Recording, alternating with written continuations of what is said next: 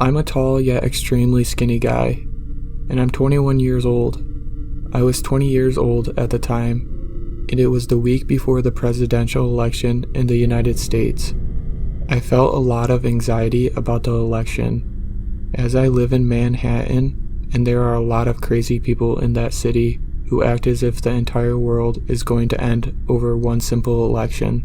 So feeling exhausted from both that and my university, I decided to visit my friends in Moscow. I'm half Russian and have an apartment in the city center of Moscow. I had never been in Russia while it snowed, and luckily during this time it was snowing. The city looked beautiful, and the vibe I had from the city was perfect. I felt so calm, safe, and the whole world around me just seemed so quiet. Unfortunately, I had severe jet lag and fell asleep around 5 p.m. Moscow time that day. My friend went home to get ready for her classes the next day, and I woke up around 3 a.m. I could not fall back asleep, so I decided to go outside and take a walk around my area while it calmly snowed. I walked around the dead empty city in my district and took in all the beautiful architecture and the snow falling down heavily. I don't remember for how long I was walking, but I crossed a bridge and entered deeply in a neighborhood I was not familiar with. I thought it would be okay, as I was in my district and sort of remember the way back home. I eventually came up to this ginormous entrance of a block unit with a beautiful gate on it. The gate was opened, so I decided to step inside. It looked like a small little compound, or something similar to it. If anyone is from Russia, they probably know what I'm talking about. Everything was dead quiet, and the trees canopied in the square complex. To the right was an extremely tall building with a ginormous door. I peeked inside and saw a lightly dimmed lobby, typical Russian lobby vibe, with a blinking fluorescent light. I held on the door, and to my surprise, it was unlocked. I entered into the massive building and looked around. I saw many stairs wrapped around in a square leading up, a small typical Russian elevator, and to the right of the stairwell, stairs that led down. The door at the bottom of the stairs was open. I absolutely do not know what came over me, as I am not one to adventure alone, but as I stated earlier, everything felt so beautiful. The quiet vibe of the snow-covered Russia had me feeling so peaceful, and I decided to just tiptoe down into the basement to take a closer look. I walked into the room with the open door and threw on my flashlight on my phone. I saw an extremely long tunnel, and I could not see the end of it. I felt threatened by it and got extremely uncomfortable. I decided it was best for me to leave. When I turned around, the only light that was entering the tunnel was from outside the doorway. I saw standing in the door a black silhouette. I quickly understood it was the outline of a person who was at least 5 inches taller than me, so I would say he was about 6'5". He was massive, and my stomach dropped so hard with my heart beginning to beat super quickly. He started to speak to me in Russian, but as my Russian isn't fluent, I did not understand everything he said. "I'm sorry, I don't speak Russian," I said to him in Russian. "You speak English?" he said, in English to me. I told him I did, and he asked me if I knew where I was. "No," I told him, as my mind started to fill up with a lot of different scenarios, one of which with me having to run down this tunnel and getting lost to avoid him if he chased me. These tunnels used to be used for Red Army soldiers to move from one place to another during the war, he explained to me. This whole building used to be a bunker for Red Army soldiers. I said "ah" to show some interest and began to move towards the left while facing him in attempts to get him to move out of the doorway. This whole place is now apartments. I have one on the top floor. You should come see it, he said to me.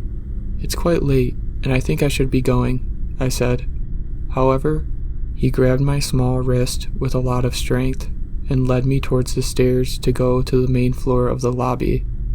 I have a view you'll love, he called the small elevator And if any of you have ever been to Russia, you'll know exactly what type of elevator it is. The type that can barely fit 2 people. He began telling me about how he just got back from Chicago and that his husband loved Chicago as well. This started to have me panicking, as I thought to myself that there would be another man up to where he was bringing me, and I would have 2 men overpower me. Once we got to his room, I looked at the massive studio apartment he had. He had only candles to light the room, with a lot of tapestries dividing it up, with both the candle and the moonlight shining through it to create a super eerie vibe. I looked out his window as he instructed me, and I have to admit, the view was amazing. I got a panoramic view of Taganskaya and of the Kotelnitskaya embankment building. I then started scoping around, looking for an opportunity to get out of there. "Where is your husband?" I asked. He looked at me and laughed. "Oh, he's dead." He then picked me up and I asked him what he was doing. He brought me into another room and began to touch me inappropriately. He ran his hand down my back and took my phone from my back pocket. I did not realize he did this, as I was just in horror as this man licked me and said explicit things in Russian. I tried to pull away, but it made him squeeze and corner me even harder. After about 10 minutes of this, he told me to wait a moment. He went into his bathroom, and in this moment, I immediately sprinted over to the door. There were no lights, so I went to pull out my phone for the flashlight. Only to my horror, the phone was missing from my back pocket. I almost nearly had a heart attack, as I realized I would have to go back into the bedroom to get my phone. I darted back into the room and saw my phone lying on a couch he had next to his bed. I grabbed it and ran for the door. I unlocked 2 locks on one door, and when I opened that one, there was an outer door. I managed to get it open. As I ran out, the adrenaline was so high in me. I ignored the elevator and went straight for the stairs. I ran around in circles down it for what seemed like forever until I finally reached the bottom. I practically leaped down a few steps to go out of the lobby into the main door I had entered from. It wouldn't open as I pushed as hard as I could on it. I then began to start sobbing to myself and cursing. The thought of me having to go back into that tunnel to hide again from him came over me, and I almost began to accept that as a reality at this point. I quickly tried to pull myself together and noticed the typical button you should press to disable the magnet that holds the door locked. I pressed it, heard the monotoned beep that follows, and fell out of the door and into the snow. I never understood why characters could not pull themselves together when running in horror movies, always falling on themselves, but in that moment, I did the same thing, and I sort of understand it now. I treaded through the thigh-high snow into the main road by exiting the complex. I sprinted, ignoring my lungs screaming for air down the main road, only slowing down once I reached a bridge that led me to my street. Once I got inside, I sat in my bed for 2 hours, nearly shaking before I told anyone about it.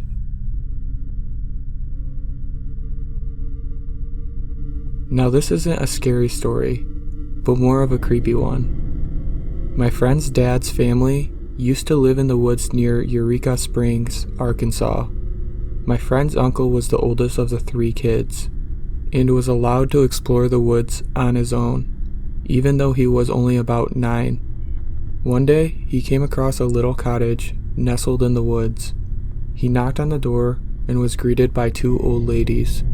He promptly asked for some water, as he had been exploring for hours.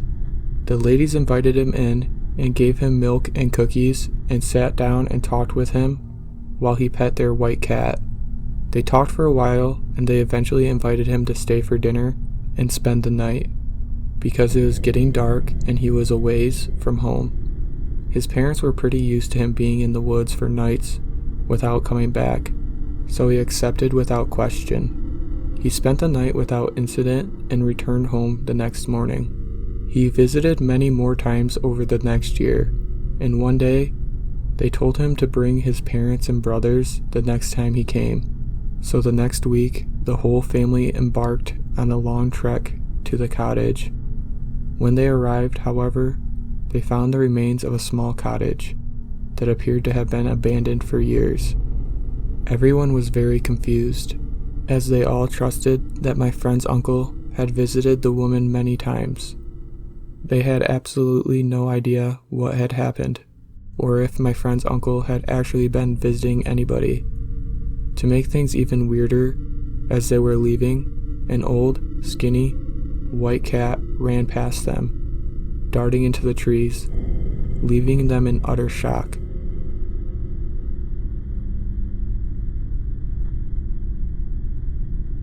This happened just yesterday, so it's fresh in my mind. I'm not quite sure what to think of it because it was just so bizarre and unbelievable. I might have just been sleep deprived. So last night at maybe 11 p.m., I was walking around my block. My town is relatively safe, so I didn't feel in danger. Plus it was a pretty night.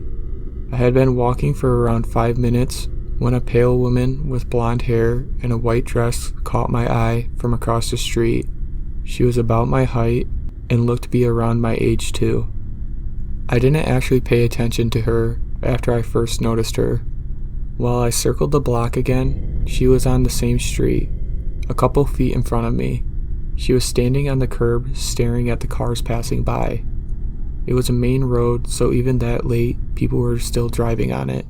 I said hello to her, and she turned her gaze to me. I couldn't see her face super well, but from what I think I saw, she had no pupils or color in her eyes. She just stared at me. After a while, I asked if she was okay. She didn't respond again and simply pointed at the road. I was really confused and didn't understand.